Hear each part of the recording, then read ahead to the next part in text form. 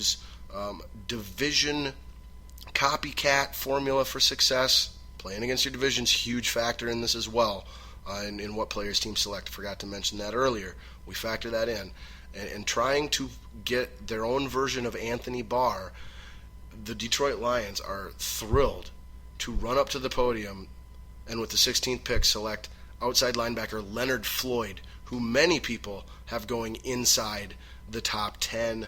I feel he's still enough of a question mark and a developmental player where he won't crack the top 10 and will be going somewhere between, somewhere between 13 and 19. He definitely will not fall past 19, I can guarantee you that. But I don't see Leonard Floyd going 10 to the Giants or 9 to the Bucks or anything like that, or to the Bears or Saints. I just don't see it. So I think the first real opportunity, and the Titans, the one defensive position they don't need an upgrade at is outside linebacker. So that's why the Titans pass on Floyd. Same with the Raiders. The Raiders do not need help at outside linebacker or defensive end. That's why those two teams pass on Leonard Floyd. So Detroit Lions, ecstatic, running up to the podium, hopefully getting their version of Anthony Barr, selecting what could be a steal of the first round, outside linebacker Leonard Floyd, and that leaves the Atlanta Falcons on the clock, picking number 17. Falcons need to go defense. They will not go defensive line, though.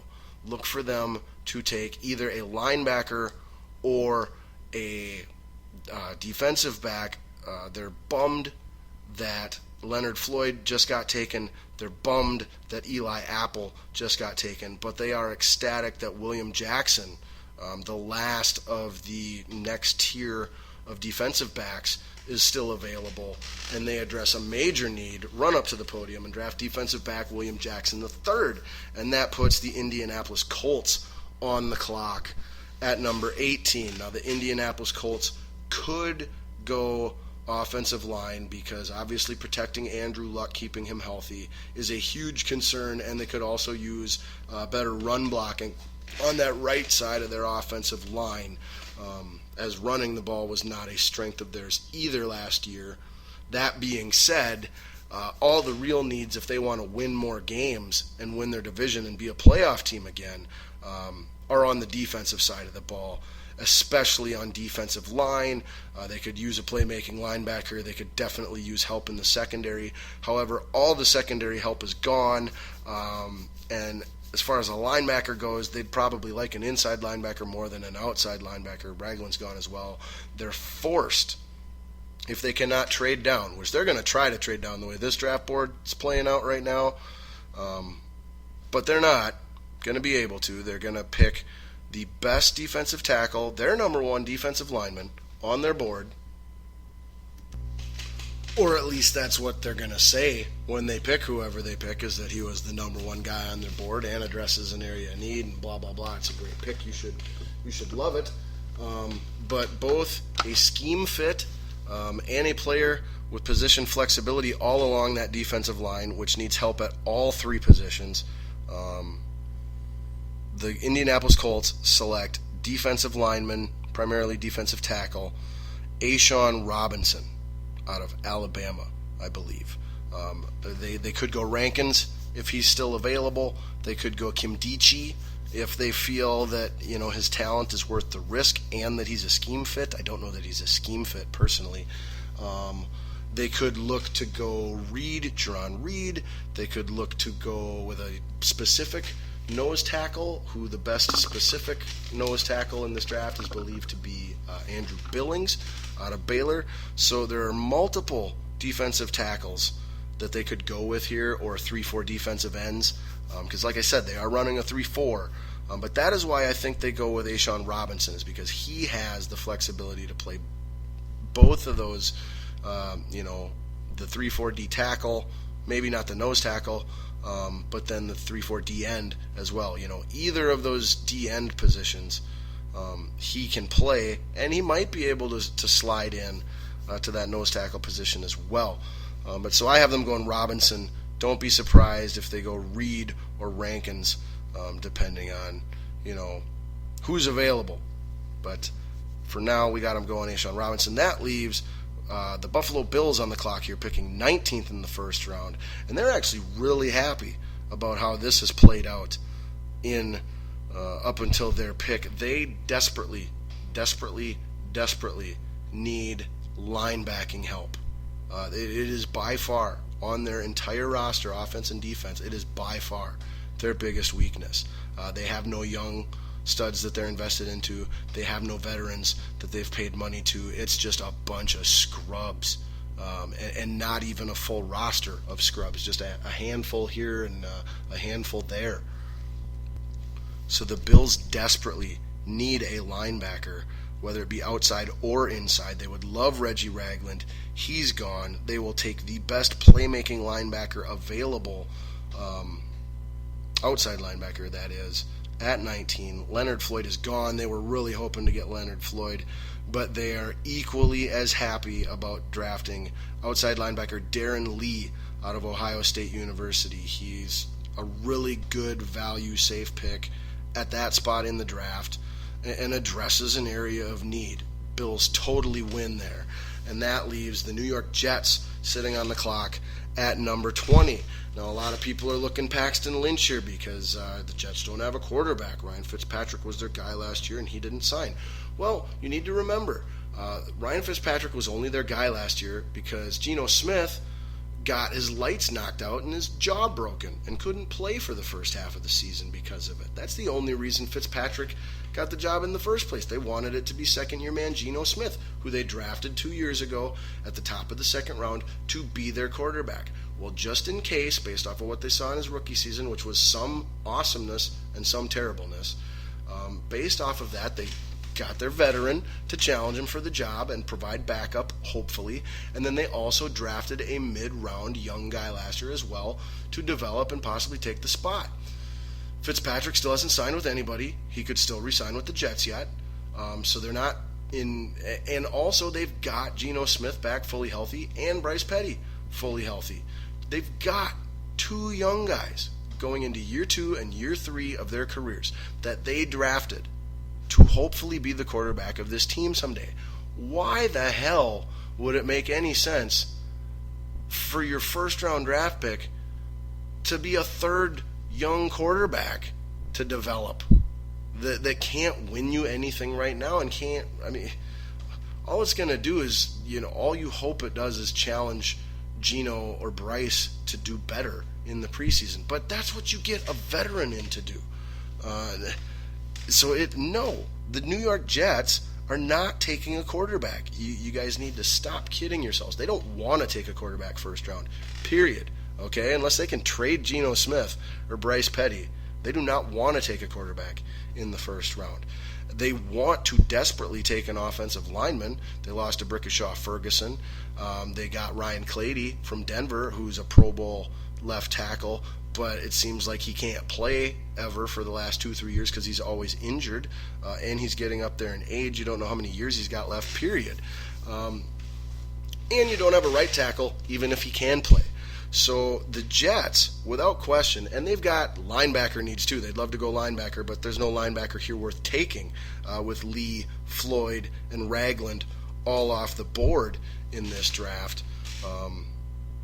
But if one of those guys is available, don't be surprised if the Jets go linebacker. Don't be surprised even if the Jets reach on the only other maybe first-round worthy linebacker, that being Noah Spence. But I have them taking a guy who could go as early as 5 picks sooner, or maybe even more than that yet.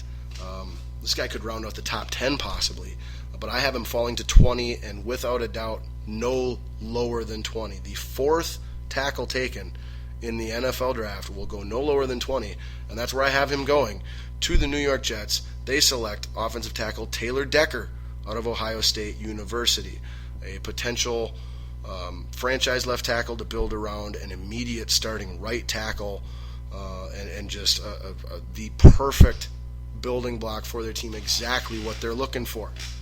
They ain't going secondary. They shouldn't go defensive line in the first round. They should go D-line in second or third round, not in the first round.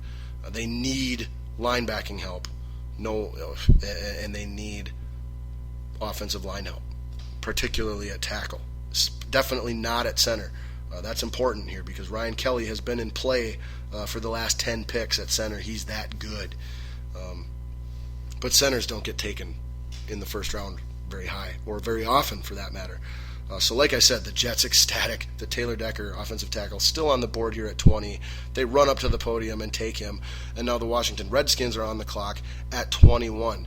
I believe the Washington Redskins will almost for certain, go defensive line or defensive back, even though they just signed Josh Norman. He is literally the only guy in their secondary now that's any good at all. They need another corner to pair on the other side because they're going to be throwing the ball on that side a lot anyway, and they need safety help as well, and their defensive line needs help, and they need inside linebacker help. They'd love Reggie Ragland too. Guess what? Big surprise. The only position they're not looking on defense is outside linebacker. On offense, they've got almost everything squared away. The only thing maybe that I could see them taking on offense would be a surprise number 2 running back off the board, likely Derrick Henry, maybe Booker or Dixon, someone like that, because they definitely need a running back at some point in this draft, but I don't think there's one we're taking with 21. Or you could maybe go the wide receiver route to help add weapons to the up-and-coming Kirk Cousins, as well as having injury-prone old guys be as your top 2 in Pierre Garçon and Deshaun Jackson. So that's an outside possibility as well. But I think, without question, they go best defensive lineman or best defensive back. And the way this draft board is played out, there is no defensive back that they feel worthy of taking at 21. However, their number 1 rated defensive lineman that they were hoping to get this whole time is still on the board. And they run up and draft defensive tackle Jaron Reed. And with that, the Houston Texans are on the clock, picking 22. Now, this is an interesting pick for me. To me, this is now we're getting back to offense, and we finally might see a wide receiver drafted. Do you realize that we've made it to the 22nd pick in the draft and not a single wide receiver has been taken? Don't be surprised when that happens, okay? Because it's likely going to happen. And I'll also tell you this. Laquan Treadwell has one real team that might draft him in the first round. That's the Minnesota Vikings. If the Minnesota Vikings do not draft Laquan Treadwell in the first round, he will go undrafted in the first round. You heard it here. Mark it down. Nobody other than the Minnesota Vikings will draft Laquan Treadwell in the first round. All other teams looking for wide receiver, seriously considering a wide receiver with the first round pick, have a different player in mind valued over Laquan Treadwell that fits more schematically. But the Houston Texans would be the first real team that is likely to go wide receiver. However, since I am GMing this, and there are plenty of receivers that I could get in round 2 that I would feel happy about, and I'm also not that down on the receivers I have right now complimenting DeAndre Hopkins. I've got a phenomenal number 1, so I'm looking for complementary pieces. I've got a pretty good, decent veteran in Cecil Shorts that can still play, and I've also got a guy that I drafted in like the 2nd or 3rd round last year out of LSU that we've got hopes for yet in Jalen Strong. The position I do not have at all on my team, if I look at the Texans roster, is a tight end. Last I checked, you kind of need a tight end. You run the majority of your offensive plays with a tight end on the field. And the Texans literally do not have a tight end. They've got like 2 on their roster, and they're both maybe, a 3rd string talent level tight end. And you're bringing in a new quarterback, Brock Osweiler. You need some kind of security blanket over the middle. You need some run blocking help as well. And there's only one tight end in this draft that is worthy of being in the first round. And while he's not explosive or blow you away, he has no weaknesses and is an all-around excellent tight end at blocking, at receiving, at everything that a tight end is asked to do. And so in a little bit of a shocker to some, but I think it's almost a no-brainer, and they've basically forced themselves to pick this guy. So don't be surprised if they trade down with someone and still land him in the first round. But we'll have them stay put and take him where they are.